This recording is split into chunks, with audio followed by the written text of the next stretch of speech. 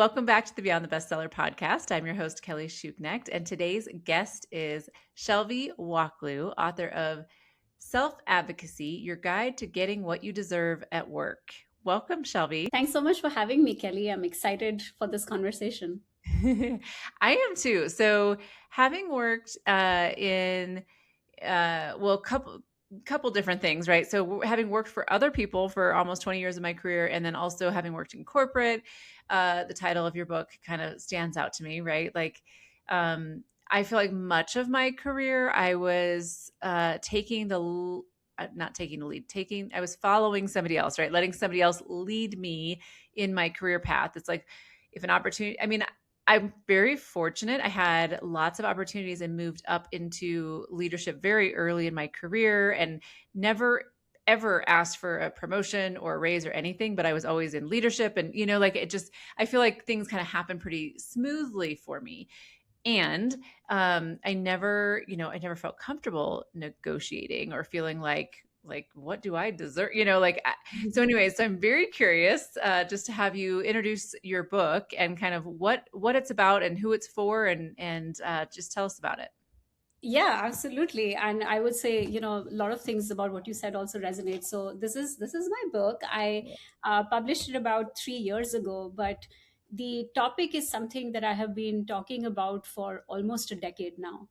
And it really started from something that I was trying to sift through on my own. Because similar to what you said, that a lot of my early career, I didn't feel I had to advocate for myself. I had this one job straight out of college where I stayed at for 6 years. And so there wasn't a whole lot of prompts for new situations where I have to navigate something different and advocate for myself, negotiate for a raise or a promotion. Like those things, I think a lot of people, they get lucky in their careers and they have great managers, they have a great organization that they're a part of, and they don't feel the need to advocate for themselves.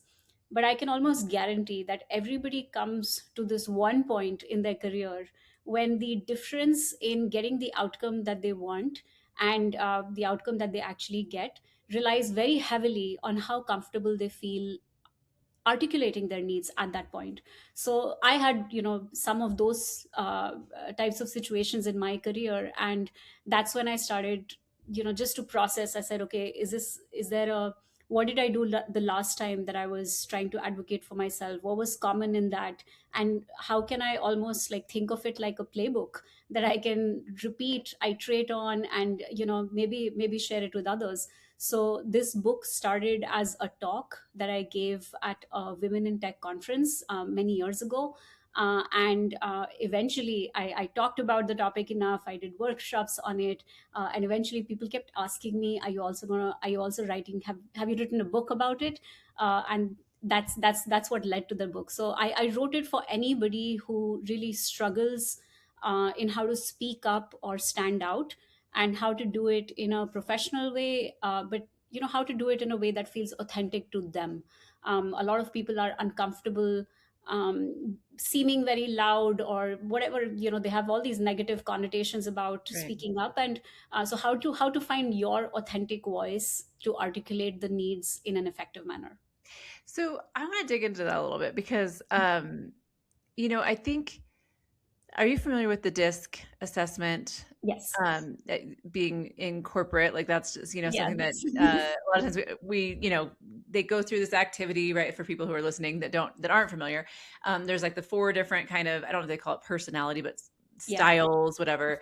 I am a C personality, so conscientious, and what typically comes out of my mouth is like pretty much like what I'm feeling is what you're gonna experience from me, right? Like I don't sugarcoat things. I'm not, and not in a way, not a bad way necessarily. Like when I'm as a manager of people, like I'm very direct and Yeah. open and caring, but like, if I'm upset, people are gonna know, and I still will treat people well, but I'm gonna, like, hey, like we need to talk about this, right? Like Yeah. I'm just direct and to the point and clear cut, right?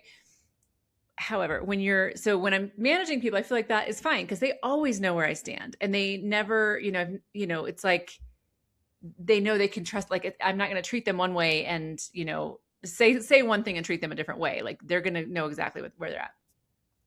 However, when you're dealing with a boss, and this has always been my struggle when I was working for other people, is that just saying what's on your mind and being direct doesn't usually work well in corporate. Right. And so I was never good at, well, again, like I don't sugarcoat things, right? So, like, Mm, it was hard for me to express myself in difficult situations because I knew that what came out would be very um, perceived as like maybe too strong or too opinionated or mm, whatever, because I don't like put fluff around it. Like, and I think people in corporate often, like people who do well, can communicate better in that way, like be like softer and, absolutely. um, so when you say authentic, to me, it's like, well, my authentic self is to be like, hey, I don't like this. Let's have a conversation about this, right? And you can't do that, right? So how do you balance the authenticity with what, I don't know, really to get results in advocating for yourself, you have Yeah. to also kind of play the game, or like, that's probably not the right way to say it, but you know what I Yeah. mean? Like, communicate in a way that other people are going to hear you instead of just shutting you down.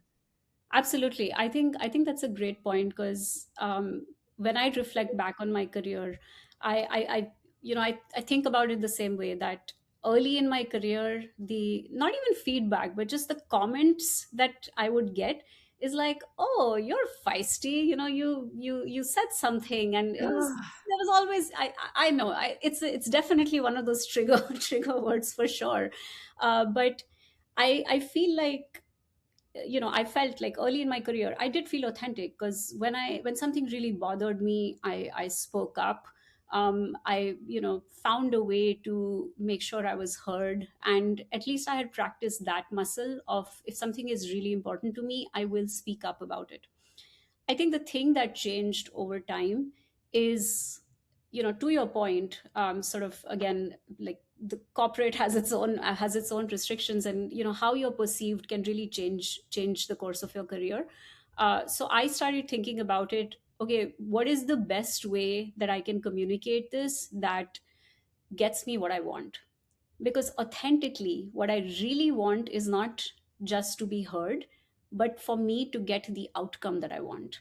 Mm, And I'm not gonna like say something that's not true, but it's just like I would rather get the result right. than fixate on whatever is the style that comes naturally to me. And one of the things that I felt with that was that um, sometimes that conversation, whatever something really crucial to you, it doesn't even start in that final moment where you say something.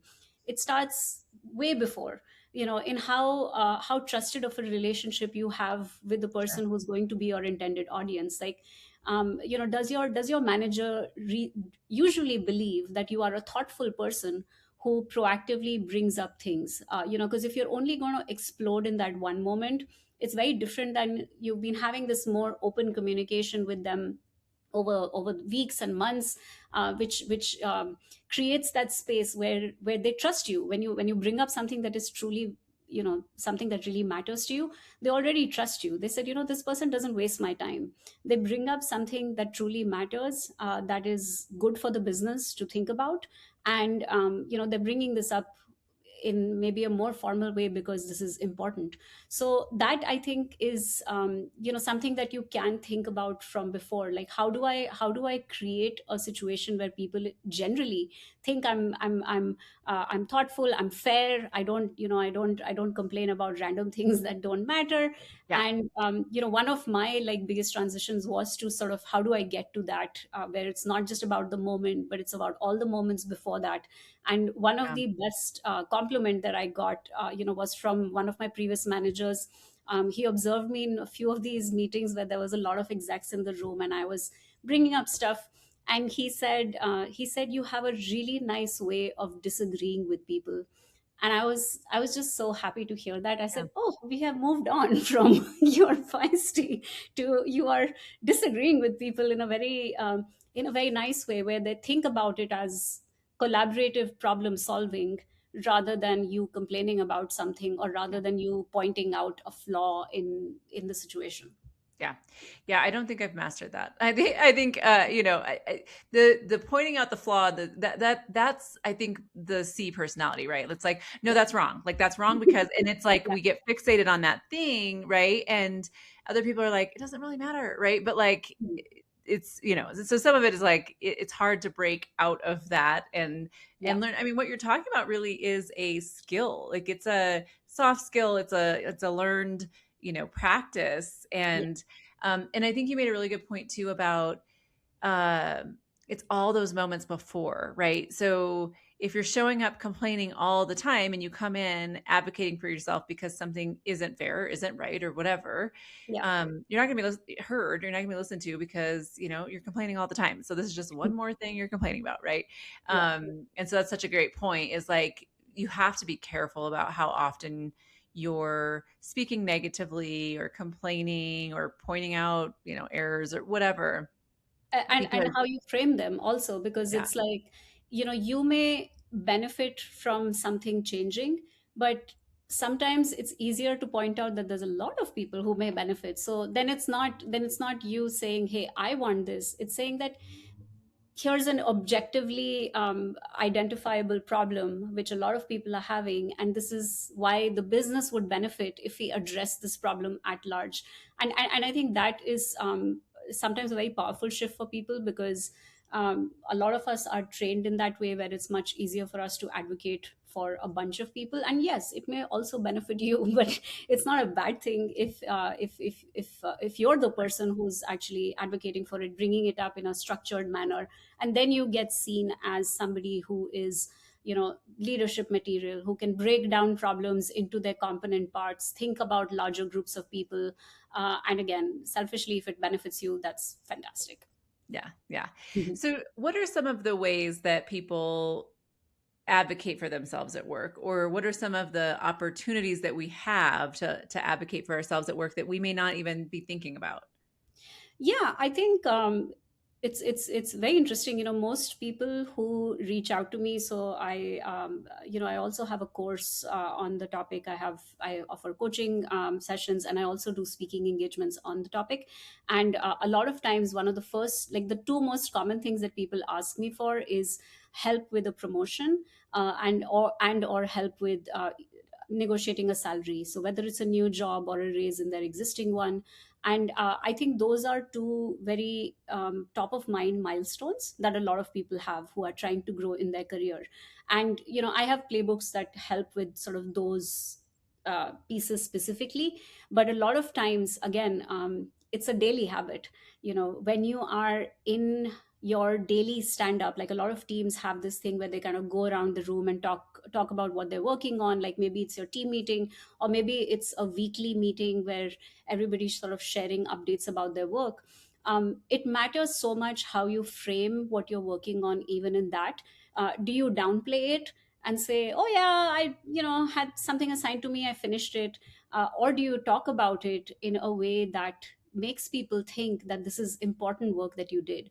And again, you don't have to, like, none of it is untrue, that if there's a reason the business is paying you to do that work. So how about you make sure that people understand that this is a complex thing that we were trying to do, and these are the complexities that we overcame to do xyz in abc amount of time, and this is the benefit to the business. So I think people can adopt that as a mindset, that they can think about it on a daily basis. When somebody asks them, like, hey, how's work going, they can make sure it highlights their contributions in a positive way, so that when they want that promotion, 6 months down the line, a year down the line, people are already aware of how they contribute, how they show up, how thoughtful they are, how they involve everybody else in that process, how they share the glory for things that go well, take accountability for things that don't go well. It's a bit of a long game. You can try to optimize for one specific outcome that you want, but it is a bit of a long game of just showing up differently at work, where people understand the value you provide. Yeah, that's another area I have not mastered. I think that Yeah, it's hearing you talk about that. Like, so, I mentioned earlier, like, I literally never asked for a raise or promotion ever in my career. And yet I was always one of the highest paid in the Yeah, companies that I worked for. yeah, Like, and so I always saw that as like, you just do a good job and you get rewarded. Right. Like, but when I was in management, I would like look around and I'm like, I guess that's not really how it works. Cause I had great people on my team and they weren't just getting into leadership roles. Like, I think there was a mix of luck and being in the right place at the right time. And then also, doing a good job. yeah. But, the one way I never advocated for myself when I was working for somebody else is helping them understand how much I was dealing with on a regular daily Mhm. basis. And so, I've had like two long-term bosses in my life, and both of them just I loved them both, right? But like would dump work on me, just, and it Yeah, was just like I was always just buried in work. And guess what? I always got it done. It didn't matter if I was working. I yeah. mean, literally, I was working in the hospital bed 3 hours after my son was born. I was Wow. working, nights, weekends, like countless hours to get the stuff done. And I never did a good job of helping them understand how much I was doing, and I know those tools of like, saying things like, well, what's the priority of this? Or, should this come before that? Or like, blah, blah, to me, I never did it well. It was just always like, oh, you need this done right now. Okay. Like, and so that was one way that your book would have helped me when I was working for other people. Yeah. um, yeah, it sounds like that would be really, really helpful. Well, so talk to me about, you wrote this while working a full-time job, right? At the time you were working full-time. So how did you approach that process? Because I recently wrote a book, and I mean it's not a simple task to get that done. Yeah. So how did you approach just the writing process and getting this all like out while you were also kind of juggling other things? Yeah, I think 100%. I think it's hard. Like getting a book out of the door is hard work, and I think the first time I started writing the book when I was at Strava, it was a pretty demanding job. But I think in the first year I wrote. I wrote. 3,000 words and my book now is about, I think it landed at around 45,000 words total. So in the first year of writing it, I wrote 3,000 words, and then after I left my job at Strava primarily because I wanted this book to Are you be saying out of. Strava, like the app? Yeah, yeah, yeah, that one. Ah, I love Strava. I thought Yeah, that's what you said. I was like, oh my gosh, I love Strava. Okay, anyway, sorry. Keep going. yeah, yeah. So I was there, and then I'd spent like some really nice time. I was the head of data there, and but I left because like for many reasons, but one of the big ones was I wanted to get my book out of the door. And so the first year I wrote 3,000 words. The next 4 months I had finished the book. So it is interesting because I am a data nerd, so I actually like tracked every day how many words I wrote. I also tracked like every hour how many words I'm able to write. And I think for me the rough ballpark calculation was I could write about 1,000 words in an hour. But again, I think that calculation can be different for different people because I was writing about a topic that I had spoken about for years. So Yeah, there was the content was there. It was in my yeah, slides, it was in my spreadsheets, it was in my it was in my head. Partly it was in the coaching conversations I had had for years. So the content existed, and yeah. editing the flow and the examples, all of that like took a lot of reworking. But I would say that I even though I didn't do it, like I didn't finish the book when I was working full time, but I am still of the belief that I think you can, if you are disciplined. And now I'm back to working a corporate job, and in some ways it's easier now because I know what the end state looks like. I know, because I finished one book, I know what it takes to get to that.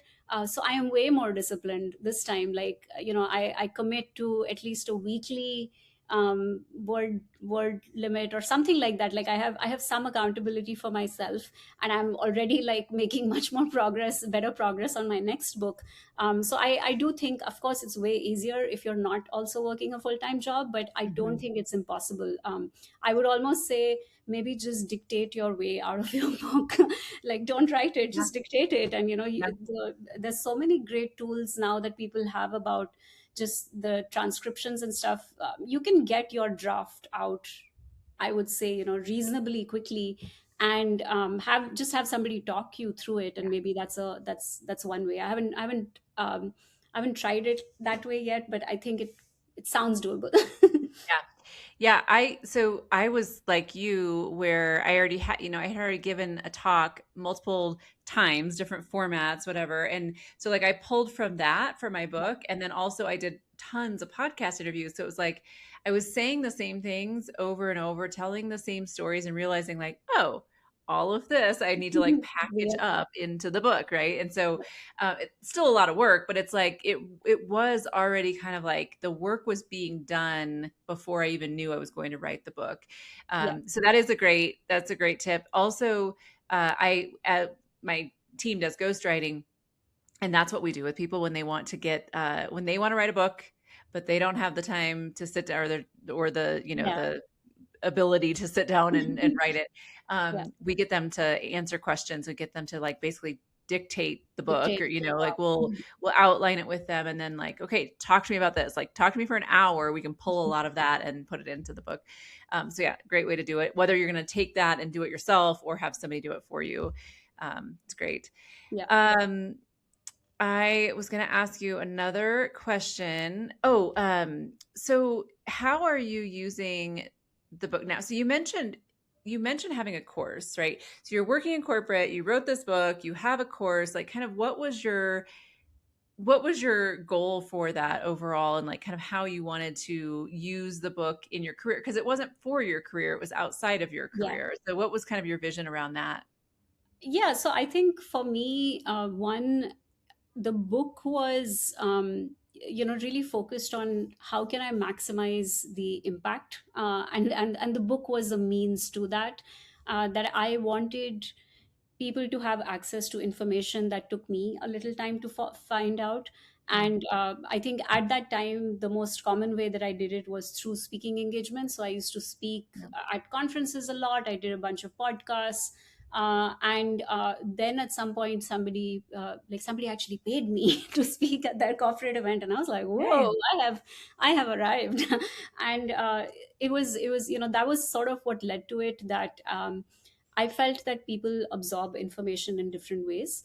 A lot of people, love watching a video is, how they absorb information. Some people want to just hear the audio. Don't want to be distracted by your face. Some people really want to interact with you live, like, in a one-on-one, like coaching sort of a session. But there are a lot of people who really just, want to absorb a book, like read their way through the information at their own pace, highlight things, come back to stuff, ask more questions. And so it felt like, this is a way for me, one, to just get more people who are otherwise not resonating with the existing formats. Like maybe they don't hear about, they can't attend the conference that I'm at, or they don't watch the video or something like that. So I think that was sort of, the purpose for coupling everything else that I was doing with the book. But at that time, like, again, after I had left Strava, and before I eventually sort of found my way back to corporate, I did want to be able to create a career outside of tech. Yeah. I've been in tech for 2 decades, and that's my sort of bread and butter. But I wanted to be able to have a career that was not just that. And so when I wrote the book, after that first engagement that I got, where they paid me to speak at a corporate event, I actually started looking for more of those. And for that, the book was a huge credibility builder. Like just being able to package myself as a speaker who had also written a book, who would come and include like a certain number of copies for the audience, things like that. Like I think it was really helpful. It helped me make more money as a speaker, and also be invited for a lot more of those engagements in the first place, because people loved that you were a speaker, author. I think that really resonates with people quite a bit. Yeah. Yeah. Mhm. Oh, that's amazing. I did one other question that was in my head when you were speaking earlier was, what are you on the disc? You have to be a C. I think, yeah, I don't remember because I took a bunch of these tests. So I'm probably a C, yeah, but Yeah, I or I'm don't a remember. CS. I feel like you might be somewhere in there, but being in tech and then the way that you were describing the word count and like how you were like analyzing that, I was like, she's Yeah. got to be a C. Yeah, I love all of these tests. The MBTI, like I Yeah, love. I'll take same. all of them, and then they're all stored somewhere. And for a few days, like my husband and I will usually take these together and be like, "You're such a C," Yep. Yeah, yeah. No, and I love I mean, it's so helpful to get to know yourself and other people and when it comes to the idea of advocating for yourself, it's helpful to know who you're communicating with and what their style is because how do they um respond to what is a language that speaks to them? Tailor your content for the audience. yeah. Yeah. Well, Shelby, we will put the link to your book in the show notes. How else can listeners or viewers find you online? You mentioned your course. How can they find that and get in touch with you, learn more about what you're doing? Yeah, thank you. I appreciate the amplification. Yeah, people can find me on LinkedIn. I have my own website, shelby.com, really easy peasy. And yes, so I have a course that runs. There's a cohort that runs. It's like 2 days. In a like two. It's a 2 day course, and people bring their own intention and something specific that they're hoping to optimize for, but they also, it's a great way to learn with a group of other learners. So yeah, my book and speaking and everything is linked up on my LinkedIn as well as on my website. Great. Well, thank you so much for coming on and thanks for this book. I think it's an amazing tool for people who probably any phase in their career, but I would imagine it's really powerful for people in the first maybe half of their career as they're kind of learning the ropes and just figuring things out. So, but yeah, thank you for writing it and for sharing it with us. Thank you so much, and thank you for having me. I'm very grateful for being able to have this chat, and thank you. Looking for a community of women writers to support and inspire you on your journey? Join the Author Power Circle.